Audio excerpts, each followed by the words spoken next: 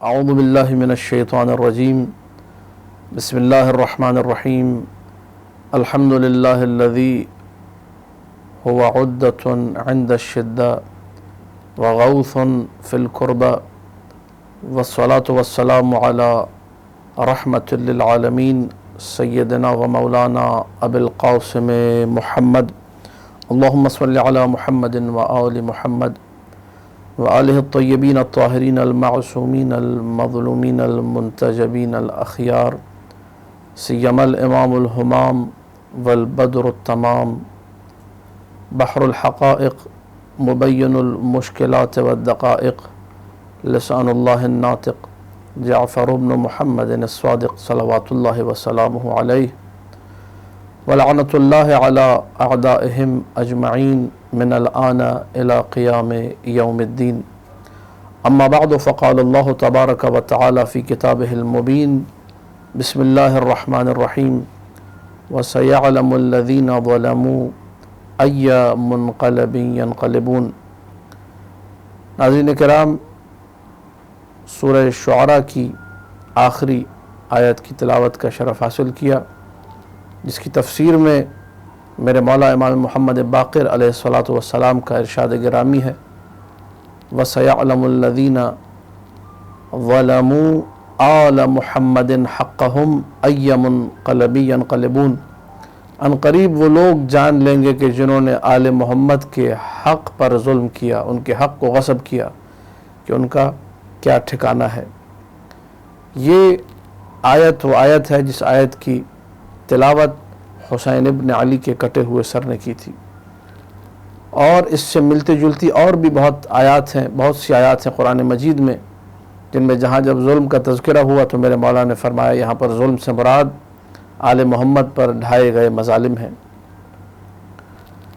رسول اکرم کے بعد کا جو زمانہ ہے، مخصوصاً اس زمانے کو جب دیکھا جائے، چاہے تیم و عدی کی حکومت ہو یا بنو امیہ کے پہلے خلیفہ عثمان ابن عفان کے زمانے سے لے کر آخری خلیفہ مروان حمار تک کا زمانہ، یا بنی عباس کے پہلے خلیفہ ابو العباس صفاح کے زمانے سے لے کر آخری خلیفہ عبداللہ المستعصم باللہ کے زمانے تک، جتنے خلفاء بنو امیہ اور بنو عباس رہے، ان سے پہلے کے جو خلفاء رہے، کسی نے کوئی کسر نہ چھوڑی آل محمد پر ظلم ڈھانے کی، آل محمد کو ایذا پہنچانے میں، آل محمد کو اذیت پہنچانے میں کوئی کسر نہ چھوڑی۔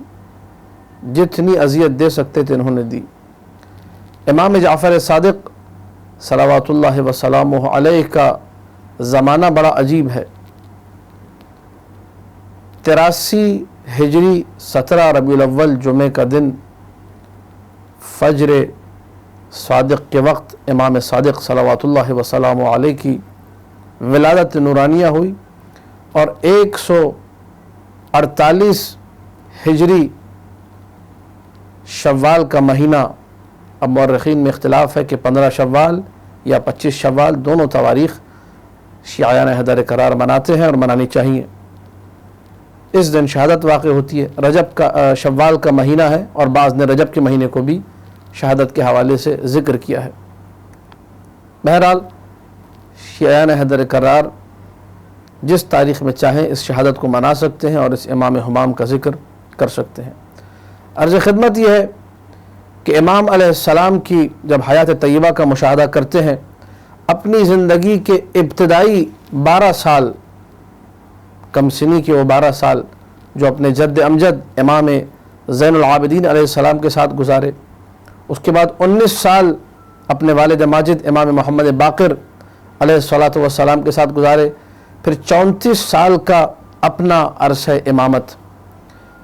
اکیلا وہ امام جس نے بنو امیہ کے مظالم کو بھی سہا، جس نے بنو عباس کے مظالم کو بھی سہا، اکیلا وہ امام جو تمام ائمہ میں امام زمانہ کے علاوہ جتنے بھی ائمہ ہیں سب سے بوڑھا امام جس نے مظالم کو سہا۔ اسی لیے امام جعفر صادق سلام اللہ علیہ کو شیخ الائمہ بھی کہا جاتا ہے۔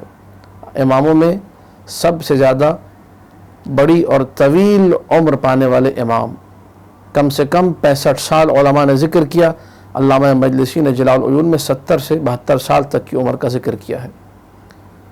تو وہ امام جس نے باقر العلوم کے بیٹے ہونے کے ناطے ہر ملک و ملت، ہر مذہب و مسلک بلا تفریق علم کی وہ خدمت کی کہ 4000 لوگ ادیان و ملل کے، 4000 مختلف ممالک کے لوگ، ہر شخص کی زبان پر پہلی صدی کے آخری حصے میں ایک ہی جملہ ہوا کرتا تھا، حدثنی جعفر بن محمد الصادق۔ ایسا انسان، ایسی ہستی جس نے انسانیت کی خدمت کی۔ آج دنیا بھر میں علوم پڑھائے جا رہے ہیں، کوئی ایسا علم نہیں جو انسانیت کے لیے مفید ہو مگر یہ کہ وہ در آل محمد سے نکلا۔ اس میں بہت بڑا جو امتیاز ہے وہ امام جعفر صادق صلوات اللہ وسلام علیہ کی ہستی کو ہے۔ لیکن جو دشمن تھے وہ مسلسل اپنی دشمنیاں دکھا رہے تھے۔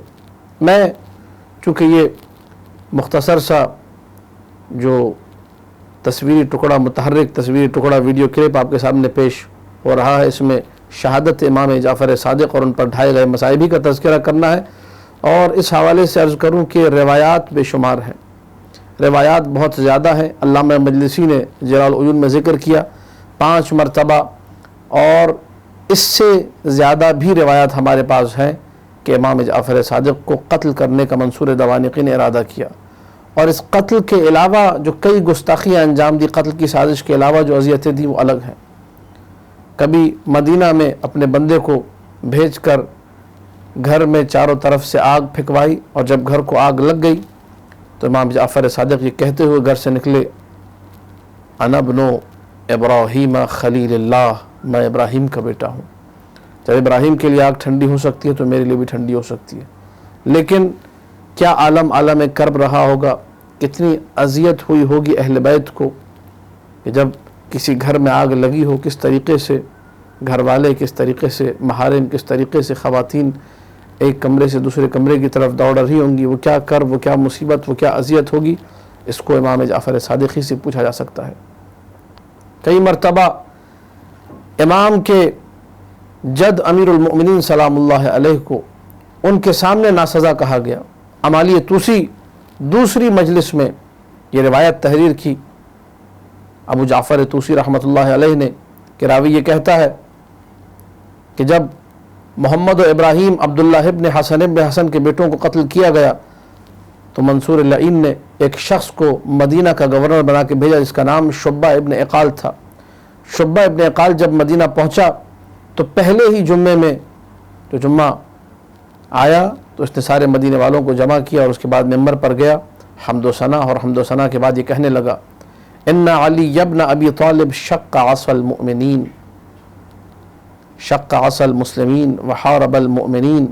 علی ابن ابی طالب نے اتحاد بین المسلمین کو پارا پارا کیا، علی ابن ابی طالب نے مؤمنین سے جنگ کی، وطلب الامر لنفسہ، اور اس حکومت کو اپنے لیے چاہا۔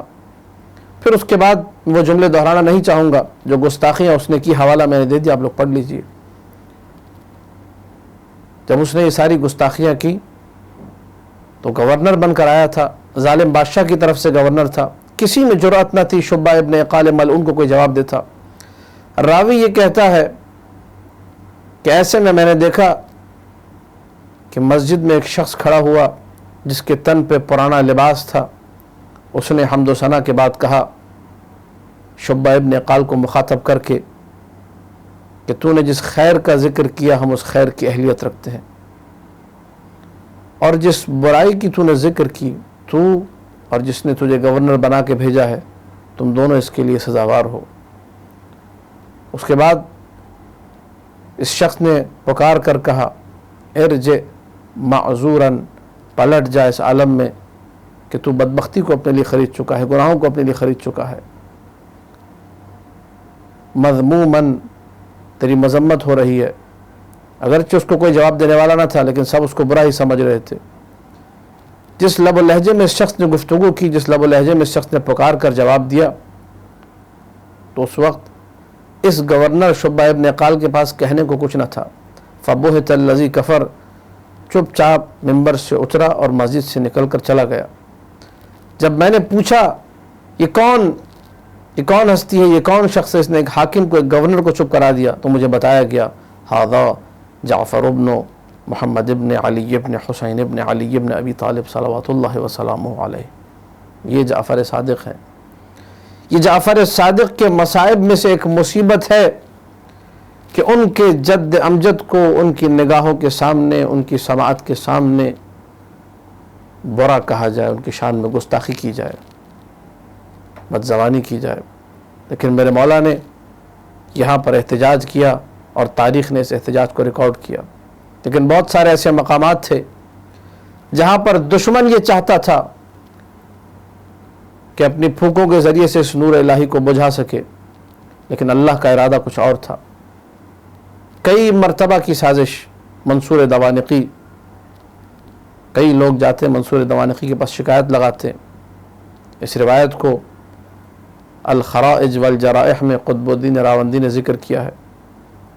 مولا امام رضا علیہ السلام سے روایت مروی ہے کہ ایک شخص آیا مولا امام جعفر صادق علیہ السلام کے پاس، کہنے لگا کہ آپ اپنے آپ کو بچائیے، اپنی نجات کا بندوبست کیجئے، آپ کی شکایت دربار میں لگا دی گئی ہے. جیسے اس نے یہ کہا فتبسم، میرے مولا امام صادق علیہ السلام مسکرائے اور کہنے لگے جب اللہ کسی چھپی ہوئی فضیلت کو آشکار کرنا چاہتا ہے، کسی ایسی حجت کو بیان کرنا چاہتا ہے کہ جس کا انکار کیا گیا، تو کسی حاسد کو اس پہ معمور کر دیتا ہے. وہ اپنے حسد کے چکر میں اظہار فضیلت کا باعث بن جاتا ہے. یہیں بیٹھو، ابھی حکومتی کارندے آتے ہوں گے، مجھے لے کر جائیں گے، اور پھر قدرت الہیہ اور اللہ کی نشانیوں کا نظارہ کرنا. وہ شخص کہتا ہے تھوڑی دیر میں منصور دوانقی کا قاصد آ گیا اور لے جانے لگا. میرے مولا کو میں بھی ساتھ چلا. جب دربار میں پہنچے تو دیکھا منصور دوانقی غضب کے عالم میں بیٹھا ہے اور کہنے لگا اے جعفر، میں نے سنا تم لوگوں سے اپنے لیے بیعت لیتے پھر رہے ہو، تم مسلمانوں کو ہلاک کرنا چاہتے ہو، تم مسلمانوں کا اتحاد پارا پارا کرنا چاہتے ہو. جب منصور نے یہ ساری باتیں کی تو میرے مولا نے کہا جس نے بھی کہا ہے یہ جھوٹ کہا ہے. علامہ مجلسی نے جلال العیون میں اسی روایت کو مختلف انداز سے ذکر کیا اور فرمایا کہ میرے مولا نے یہ کہا کہ میں نے بنو امیہ کے زمانے میں یہ کام نہیں کیا جب میں جوان تھا، آج جب میں بوڑھا ہو چکا ہوں میں یہ کام کروں گا. اس وقت اس نے کہا کہ نہیں، جس شخص نے مجھے خبر دی ہے اگر میں اس سے قسم اٹھواؤں، اس نے قسم کھا لی تو پھر میں تمہیں چھوڑوں گا نہیں. قتل کے ارادے پر مصمم تھا. مولا نے کہا بلایا جائے اس شخص کو. اس شخص کو جب بلایا گیا اور ایک دربان نے آ کر کہا کہ میں اس سے قسم اٹھواتا ہوں، کہنے لگا کھاؤ قسم، واللہ باللہ تاللہ. میرے مولا نے کہا ایسے قسم نہ کھاؤ، قسم کھانی ہے تو ایسے کھاؤ. ان کنت کاذبا فبرئت من حول اللہ وقوتہ ولجأت الی حولی وقوتی.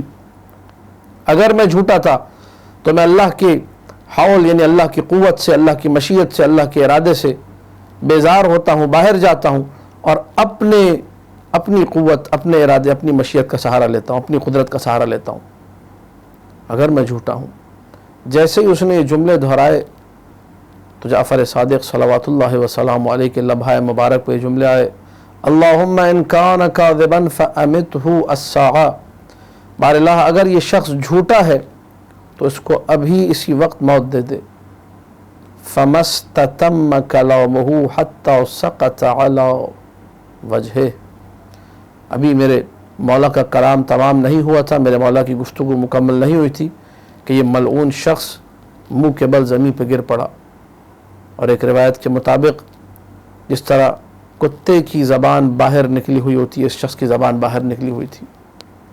جیسے ہی اس عالم کا مشاہدہ کیا، عجیب جملے ہیں. منصور نے کہا کہ میں آپ کی کیا خدمت کر سکتا ہوں، مجھے بتائیے، مجھ سے غلطی ہوئی. میرے مولا نے جملہ کہا وہ عزاداروں کو رلانے کے لیے کافی ہے. کہا کہ منصور ما لی الیک حاجت، میری کوئی حاجت نہیں سوائے اس کے کہ ان اسرع الی اہلی فان قلوبہم متعلقۃ بی، جتنا جلدی ہو سکتا ہے مجھے اپنے گھر جانے دے، سب کے دل مجھ میں اٹکے ہوئے ہیں، سب میرے لیے پریشان ہے، سب میرے لیے بے چین ہے۔ کہا لک ھذا، تمہیں اختیار ہے، تم جا سکتے ہو۔ اللہ اکبر۔ وہ جعفر صادق جو دربار میں آئے، ایک لمحے کے لیے، تھوڑی دیر کے لیے گھر سے دور ہوئے تو اپنے گھر والوں کی فکر تھی۔ میں کہوں گا سلام ہو آپ پر حسین ابن علی۔ کربلا میں شمر لعین خنجر لے کے آگے بڑھ رہا تھا، سکت نہ تھی حسین ابن علی میں اٹھنے کی، لیکن ایسے میں اپنی نگاہوں سے خیمگاہ کی طرف دیکھ رہے تھے۔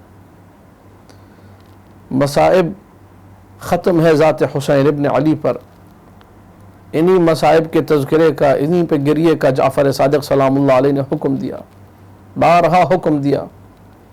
لیکن عزادارو، کچھ شباہتیں ہیں جو جعفر صادق سلام اللہ علیہ کے مصائب میں ہمیں نظر آتی ہیں کربلا کے مصائب کے ساتھ۔ فضل ابن ربیع کو ایک دن منصور نے یہ حکم دیا، اسی وقت کسی بھی طور پر، کسی بھی حالت میں جعفر صادق کو پیش کیا جائے۔ فضل ابن ربیع کا بیٹا محمد یہ کہتا ہے کہ میرا باپ گھر آیا اور اس نے مجھے طلب کیا، میں سب سے زیادہ بے باک، سب سے زیادہ سنگ دل تھا۔ کہا کہ جاؤ اسی وقت جعفر صادق کو جس بھی حالت میں ہو لے کر آؤ، خبردار دروازے سے نہ جانا، دیوار پھلانگ کر گھر میں گھسنا ہے، اور جس عالم میں ہو اسی عالم میں لے کر آنا۔ عزادارو، محمد ابن ربیع یہ کہتا ہے میں نے ایک سیڑھی لگائی خانہ جعفر صادق کے باہر، دیوار پھلانگ کے میں گھر میں گھسا، دیکھا کہ جعفر صادق نماز پڑھ رہے ہیں۔ جیسے ہی نماز مکمل کی میں نے کہا چلیے میرے ساتھ، تو کہا مجھے اجازت دو میں غسل کر لوں، اپنی موت کا غسل اپنی موت سے پہلے کر لوں۔ کہا کہ اجازت نہیں ہے۔ وضو کر لوں، کہا اجازت نہیں ہے۔ کہا مجھے سر پہ عمامہ رکھنے دو، مجھے کندھوں پہ عبا رکھنے دو، کہا اجازت نہیں ہے۔ عزادارو، سر برہنا، پا برہنا، ہاتھوں میں رسی باندھ کر یہ محمد ابن ربیع ملعون میرے مولا کو لے کر چلا۔ علامہ مجلسی کی بقول 70 سال کا بوڑھا جعفر صادق وہ خچر پہ سوار رسی کو کھینچ رہا تھا، اور ادھر سے جعفر صادق سلام اللہ علیہ پیچھے پیچھے اسی بڑھاپے کے عالم میں۔ ایک لمحے کو جعفر صادق نے رک کر یہ کہا کہ میری حالت پہ رحم کھا، اب مجھ سے چلا نہیں جا رہا۔ اجرکم علی اللہ عظم اللہ اجورکم۔ یہ وہ امام ہے جو بڑھاپے کے عالم میں رسیاں ہاتھوں میں بندھی ہوئی ہے، کھینچا جا رہا ہے، چلا نہیں جا رہا، رحم کھایا، اس سنگ دل نے بھی رحم کھایا۔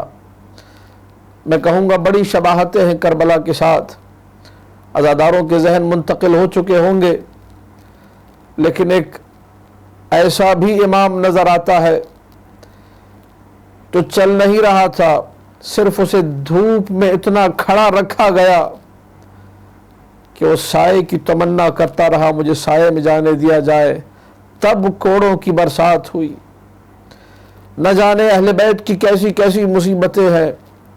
ادھر دربار لے جایا گیا، دربار میں جعفر صادق پہنچے، منصور دوانقی ملعون نے تلوار نکالی نیام سے، ایک بالش کے برابر، پھر تھوڑا نرم ہوا، پھر غیظ و غضب میں آ کے تھوڑی اور تلوار نکالی، پھر کچھ نرمی طاری ہوئی، پھر تیسری مرتبہ جعفر صادق کی شان میں گستاخی کی، پھر تلوار نکالنا چاہی، پھر اس کے بعد گھر کی طرف انعام و اکرام کے ساتھ روانہ کر دیا۔ فضل ابن ربیع یہ کہتا ہے میں نے منصور سے پوچھا یہ تو نے کیا کیا؟ بلایا تھا قتل کرنے کے لیے، اور جب جعفر صادق آئے میں نے دیکھا تو نے تلوار نکالی قتل کرنے کے لیے، پھر رک گیا، پھر تھوڑی سی تلوار نیام سے نکالی، پھر رک گیا، پھر تیسری مرتبہ پوری تلوار نکال لی، پھر رک گیا۔ کہنے لگا فضل میں تجھے بتاؤں گا لیکن سب کو محل سے نکلوا دے، یہ بات میرے اور تیرے درمیان راز رہے۔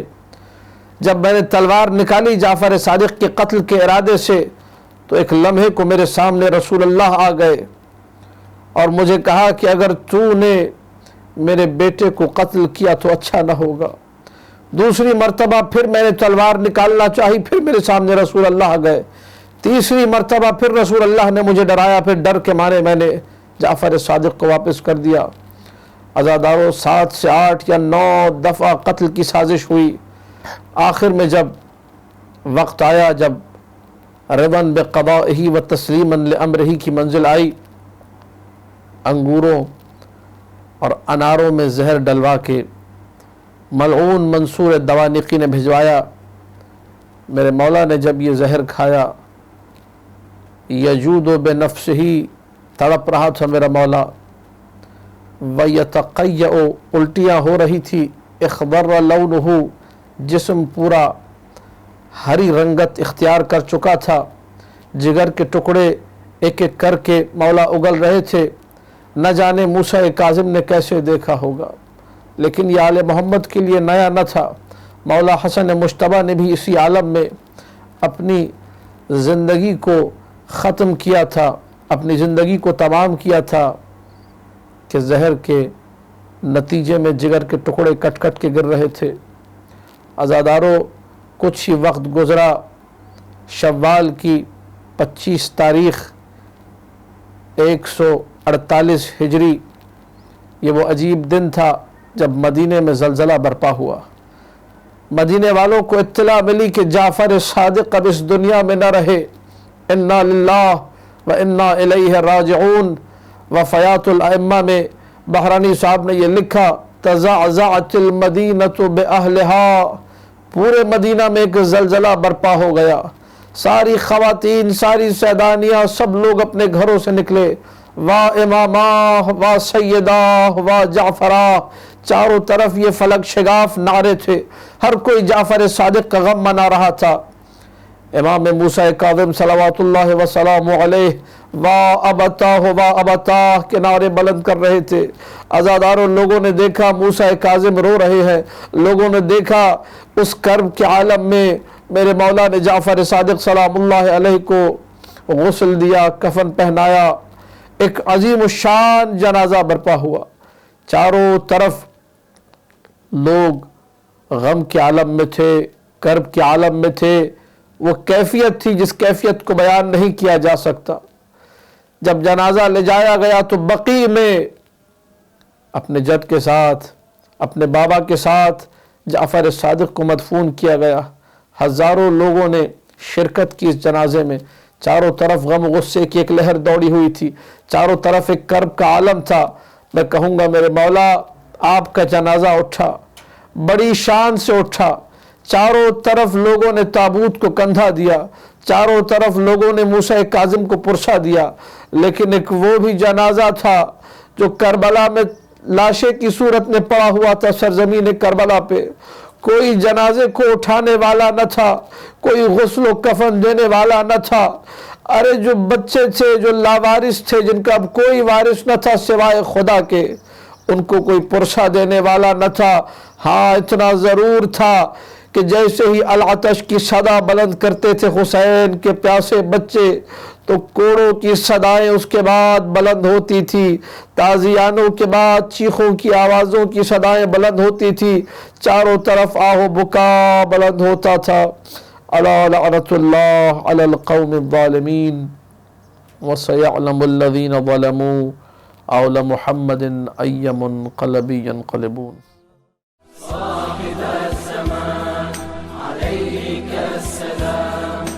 أقبل